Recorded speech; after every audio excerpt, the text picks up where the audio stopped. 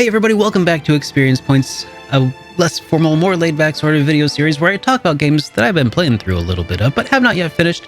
And today I'm going to be answering a question that I've been curious about for quite some time, and it's about Trinity Trigger. Is Trinity Trigger the mana-like that I've been waiting for? Is it the mana-like that you've been waiting for? I mean, if you're like me, maybe. Maybe not. Well, we're going to break it down. Trinity Trigger is a pretty new RPG, action RPG, inspired by the 90s. Baku and I talked about it during Hit Point a long while back, and we actually both played through the demo in Japanese. I used Google Translate to help me get through it, and I was pretty excited with what I played. But it was still in development, and some things have actually changed since then. So I actually got a code from Marvelous in order to present my opinions about the game and sort of get a feel for what it is now that it's done going through development. And let me tell you that Trinity Trigger is pretty okay. It's almost awesome. It's almost exactly what you would want in a follow-up or a spiritual successor to Secret of Mana, Trials of Mana. And it has some things that kind of are really great about that, but some things that kind of hold it back. They brought some things forward that maybe should have been left in the past. Trinity Trigger is a action RPG with local co-op. That's right, it's an RPG with local co-op. I wish that it had online co-op. Does not appear to at this time. I don't think it's likely to get it. It is local co-op only, and you can turn it off on and off from the main menu. Up to 3 players can play, because there are 3 main protagonists that you play through as. The story of Trinity Trigger is not really something to write home about. This is really all about the combat and that feeling that you get from playing the classic style RPGs from back on the Super NES. This one is not bad at all, if I may say so. It's not super great. The AI is one of those things that kind of was carried forward from the Super Nintendo era, where they kind of just don't avoid obstacles in the world map as you navigate around, which is kind of a buzzkill, you know? I mean, they don't have a whole lot of health and hit points in the first place. The fact that they kind of barely make it around certain obstacles, hazards on the walkway is a little bit frustrating, especially when they're like timed, like the spikes that like shoot up out of the ground and then retract. And then you, the player, is like, okay, this is my chance to go. And the NPCs are kind of like, I'm going to attack behind for a mile. Okay, let's go now. And then they just get spiked. And it's like, oh, gosh, come on, guys. But it's not just that. There's also boss fights and enemy attacks that like charge up, and you can see a little zone that they're targeting. They do a pretty okay job of avoiding those, but the player will do a bit better of a job of that as well. The AI is serviceable. They will get you from point A to point B, but they're not really heavy contributors to a lot of the tougher fights. Also, one of the things that is carried forward, like I said, is the story of the game. It would feel right at home on a Super Nintendo. The storyline it feels pretty weak, pretty bland so far. The writing is just fine. It's not going to change your mind or change your world. It's not the main thing that's going to drive people to play the game. It's really just about mainly the combat, which is fine. There is something that is missing, though, if you are really into the Mana games. And I think that it's going to bug a lot of people, and that's that there's no magic. There's several different weapons that you can select from using like the ring menu. They brought that forward from Mana. Lots of different healing items you can select from a different ring style menu, just like Mana. No magic, though. You have a lot of customizability, though, that does come from choosing different weapons and things. When you use these weapons, you can actually choose what kinds of combos take place. So when you attack, you can hit, the attack button 3 times in a row, and it'll string 3 different attacks together. Number 1, number 2, number 3. From a menu, you can actually choose a different attack for each of those in the combo. Number 1, level 2, level 3 attacks. And they have different kinds of buffs that kind of come with them, or different kind of areas of effect. So that does mitigate the issue of no magic somewhat.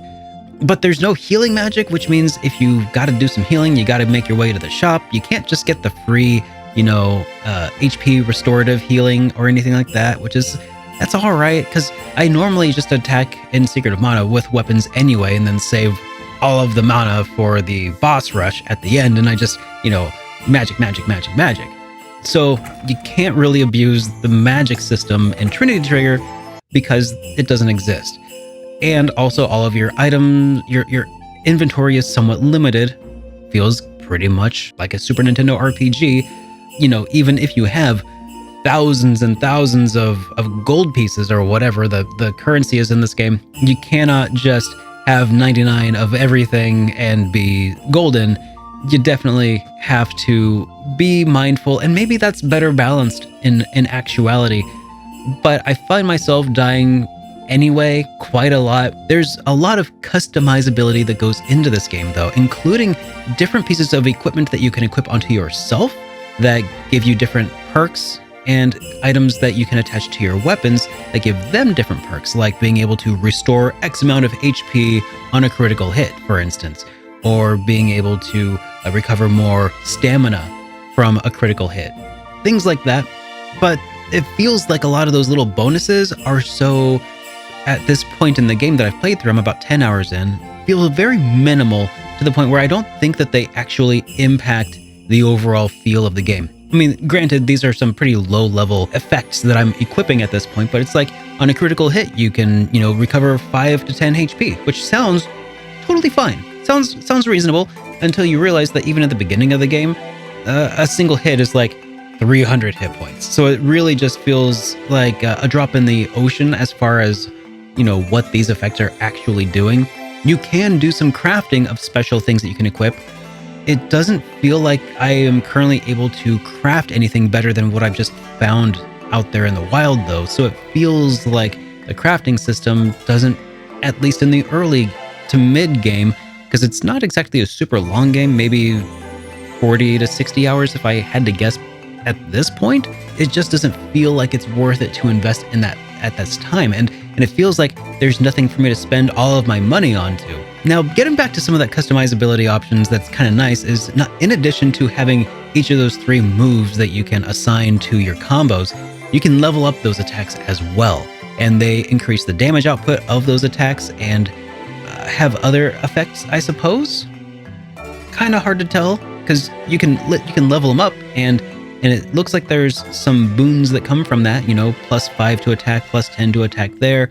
But it just feels so small that it's hard to actually feel like I've gotten stronger. Now, going back into earlier areas though, it definitely does change. You definitely can tell that you're, taking out enemies much faster, but when you're properly leveled for your area, it just doesn't feel like it, and it feels like some enemies kind of feel like HP sponges.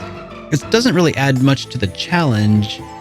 It's really only the bosses that feel super challenging, and there are some super bosses scattered throughout each of the areas that are really strong, and I haven't been able to take any of them out just yet, but maybe I just need to get good. So Trinity Trigger is interesting. It's almost awesome. It feels like it carries forward a lot of Super Nintendo isms into the modern era, which is great. It has some quality of life improvements, like being able to tell where that area of effect is when enemies are about to do some large AoE kinds of attacks, which is nice. I like the ability to switch between weapons. Every character can switch between different weapons as they are unlocked throughout the game, and it's not exclusive to having one pair of gloves per person, for instance. Towards where I am right now, 2 of my characters have access to some gauntlets that allow them to do some really fast and powerful blunt force kind of attacks to enemies, which is pretty fun. But then it puts you in range of a lot of other attacks from other enemies. There is also a dodge ability, which is pretty nice. And a lot of these weapons that you unlock throughout the game that your trigger can turn into, that's where Trinity Trigger comes into play, by the way. You have this little spirit guardian thing that transforms into these different weapon styles. That's why you can have multiples of different kinds of weapons, is because the triggers don't change characters, they just transform into different objects, which is pretty dang cool, if I may say so. But there are puzzles and other unbreakable objects in the game, stones and stuff, that can only be broken and gotten out of your way, obstacles that can only be removed using a specific weapon type. So like spears axes, sword, or otherwise. There's a bunch of different weapon types that you will eventually unlock throughout the game. And one of the interesting things that's changed from the original demo to where it is now is it used to be in the demo that I played, they had a different kind of sized gash or something, or pierced like a hole in the rock that would show you kind of like a hint about what it takes to break said rock. I liked that feature quite a bit. However, it turns out that now, instead of that, they just have little indentations of like the shape of the weapon on the rock. So like you have to hit the rock that looks like it has an axe on it embossed.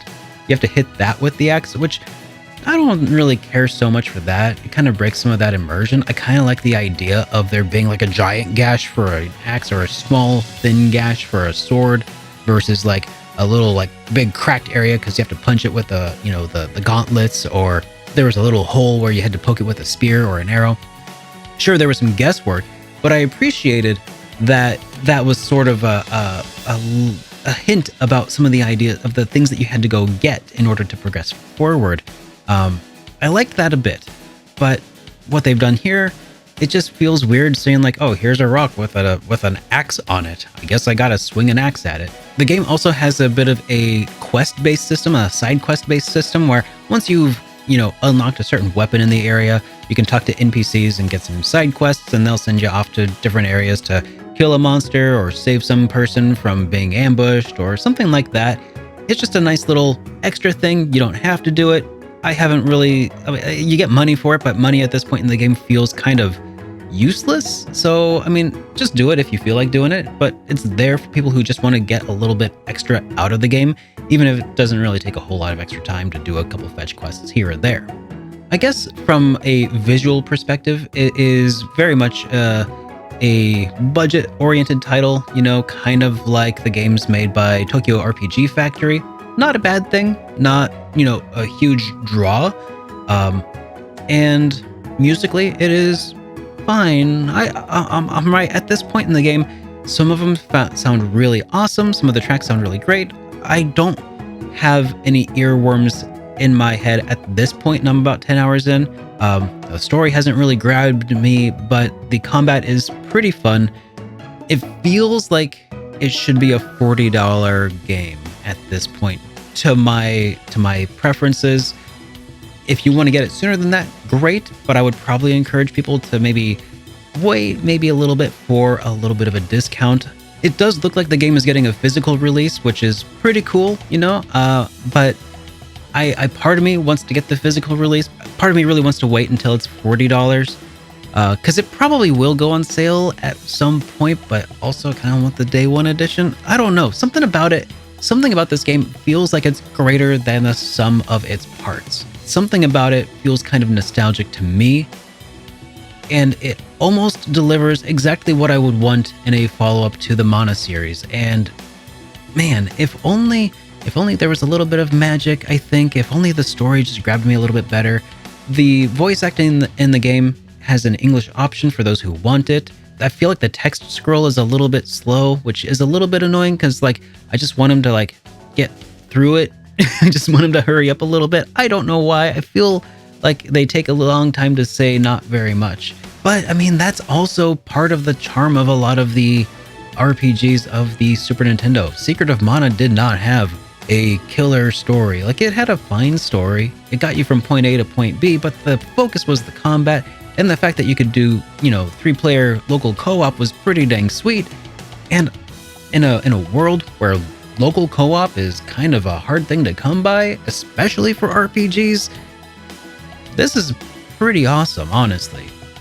I played on PlayStation 5, by the way. You obviously don't have to have a PS5 to make it look this good. I think it does look nicer and a higher resolution than what the Switch offered when I played the demo, but it's perfectly serviceable in either state, so I don't really have a preference or recommendation between the two. If you want to go PS4, PS5, or Switch, it's just fine on any platform that you choose to play it on. So there you have it. I hope that this rambling, meandering discussion was useful to you about whether or not this is the Mana game that you have been waiting for. Let me know down below what your plans are Are you going to wait for it to go on sale, or are you going to snag the physical copy day one? Let me know down below, and I will see you guys in the next episode. Have a great day, everybody.